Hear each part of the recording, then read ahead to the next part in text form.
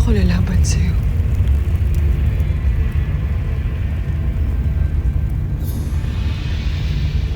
Hindi ko nais na kalabanin ang aking sarili.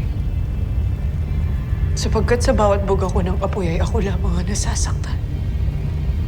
Iyon ang nais kong iparating sa iyo, Flamara.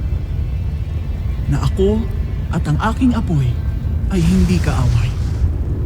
Kami lamang ay sumasalamin sa iyong tapang at alab. At ang iyong alab ay maaaring makasakit at makapaminsala.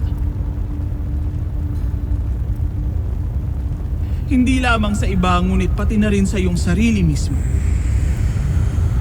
Kaya't nararapat lamang na pag-ingatan mo ang bawat pagbuga ng iyong apoy.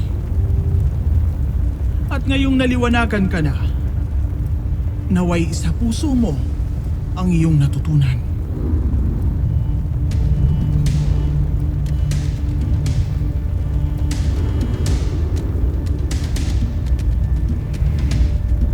Avisala Eshma, sinaunang Pashnea.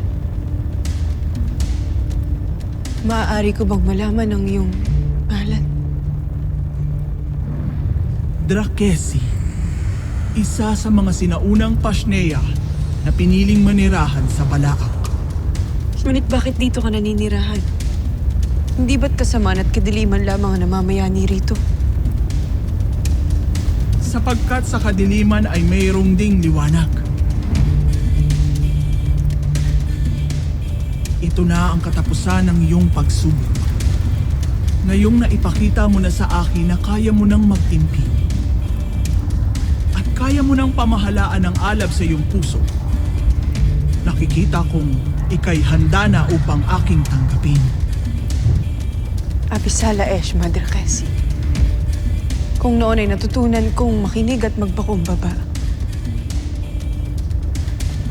ngayon ay iba naman ang aking natutunan. Hindi lamang ang pamahalaan ng Encantadia, kundi pati na rin ang aking kapangyarihan,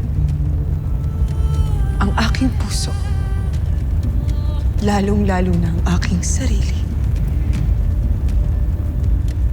Mainam, Flamara. Patuloy mong pangalagaan ang iyong sarili.